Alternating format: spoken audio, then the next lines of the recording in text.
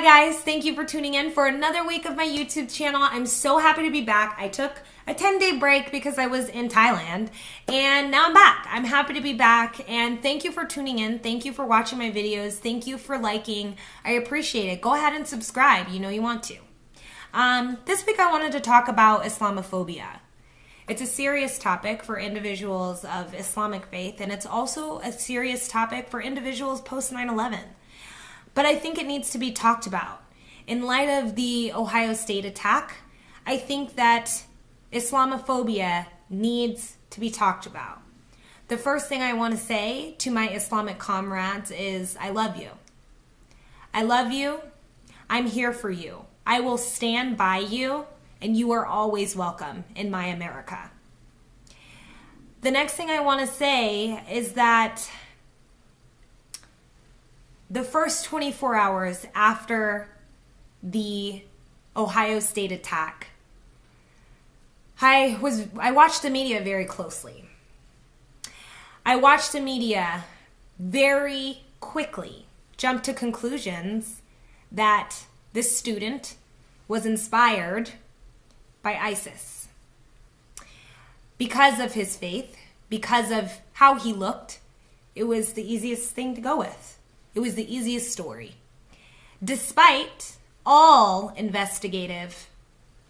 every single investigative entity working on the case saying that they couldn't rule it out, but they could not pin this on terrorism. They could not pin this on ISIS. I also watched the school get in consensus with law enforcement. Now, what the media took from that was that this student was inspired by ISIS. I'm not here to say one way or the other, but I do know that there was, at the time, no evidence, no hardcore concrete facts that this student was inspired by ISIS, working with ISIS at all. But I think the media jumped on it because that was the easiest conclusion. And let's face it, we as individuals, we like conclusions. We like nice boxes. We like to fit things in our nice box, nice and tidy. We want a conclusion. So that was the conclusion they came to. Pre-election, we had a sense of morale. We had a sense of culture that held standards for individuals in power. We had standards of respect for one human to another. We expected individuals in power to tell the truth and have a sense of dignity. Our morals that we held for what was wrong and what was right had a standard, a very high standard. Post-election, do I believe we still have those standards? No, we couldn't. In order to elect Trump, we had to sacrifice our standards.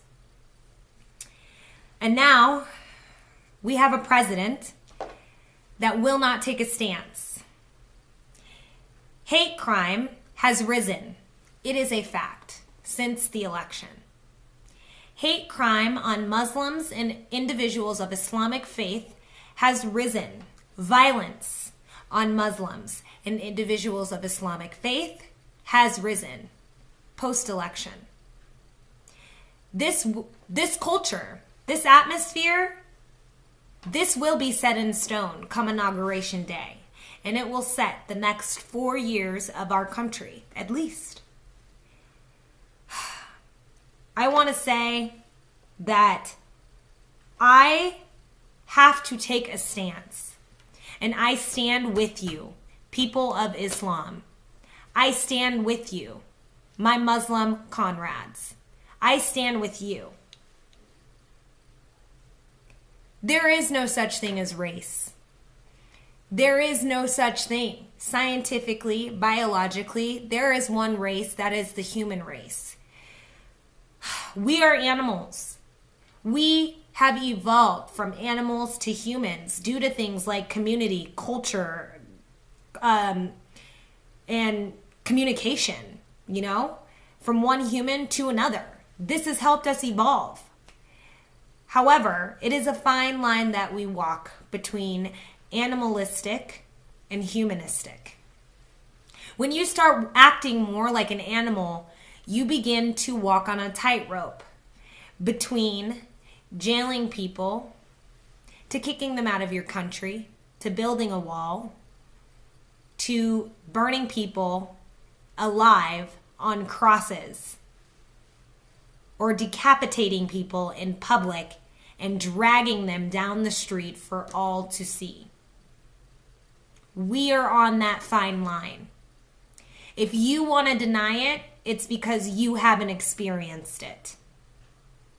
But you cannot deny what is truth. And that is the truth.